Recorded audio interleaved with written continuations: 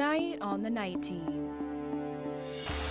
A bill has been filed in the Kentucky House to ban drag performances. It's just another way to silence, a part of our community. We think it's a common sense bill to protect kids from hypersexualized performances. We're hearing from both sides on the legislation. Plus, Kentucky Congressman Thomas Massie tonight calling out President Donald Trump for a post about the Obamas he shared this week. The president should apologize. He's gone beyond the pale with this racist trope. We also have his response after his microphone was taken from him during a Republican dinner. And later, calling all goose owners. If you live in J-Town and have a goose sitting on your porch, we've got a warning you might want to hear. Right now on the WHAS11 Night Team.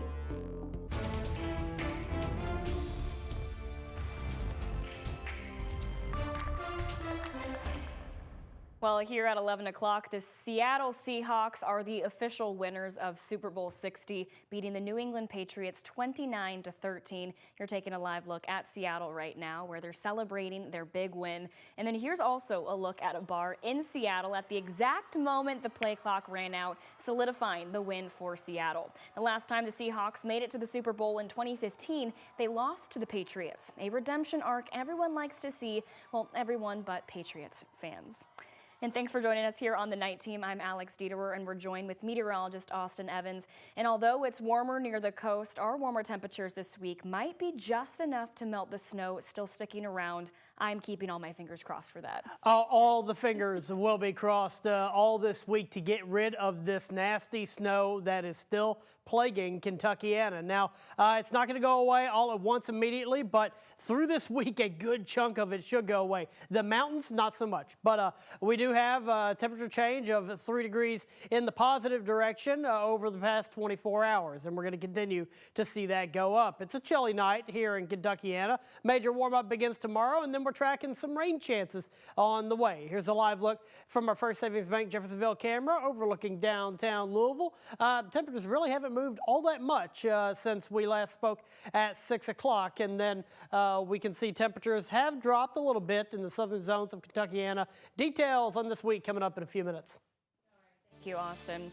And just like we said, the sunshine did help melt away some of these large piles of snow and ice around Kentuckiana, but they seem to be here to stay. And we have an update for you tonight from Hardin County. The county road department has officially cleared all snow and ice removal on roads as of today. The department says they've used more than 1,600 tons of salt on the roads. And just by comparison, a normal winter in Hardin County, they say, only requires 400 tons. They do note that their focus now has shifted to repairing road equipment and removing the salt and road grime from vehicles.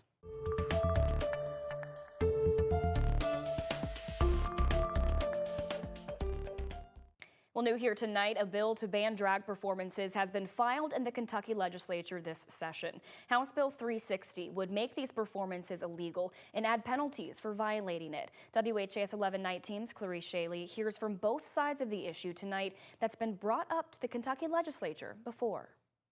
A new bill of its kind this legislative session, but not in the Kentucky legislature.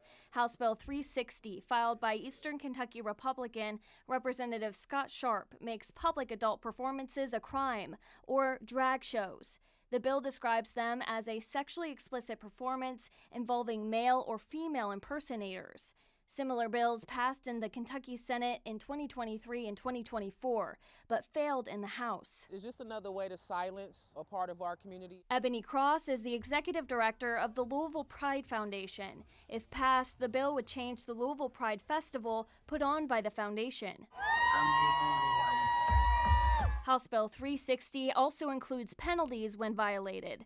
The first offense is a misdemeanor, and the third offense and everyone after is a felony charge. How do you criminalize a certain group of individuals that are just having fun? But to the Family Foundation of Kentucky, We think it's a common sense bill to protect kids from hypersexualized performances, including drag performances. David Walls, executive director of the Family Foundation of Kentucky, says the bill protects children and public property. And it's also about ensuring that our tax dollars and our public property is not used for these types of many times vile performances that are just completely inappropriate. To make the kids the focal point, like it is really doing something damaging to them to be present or watch the show, that's the disheartening part. Cross believes the parents should be allowed to decide if their child sees these shows, and that conversation will continue among parents in the Kentucky House of Representatives.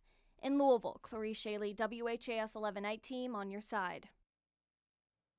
House Bill 360 is listed in the Judiciary Committee as of January 21st, and if passed, the bill would go into effect immediately.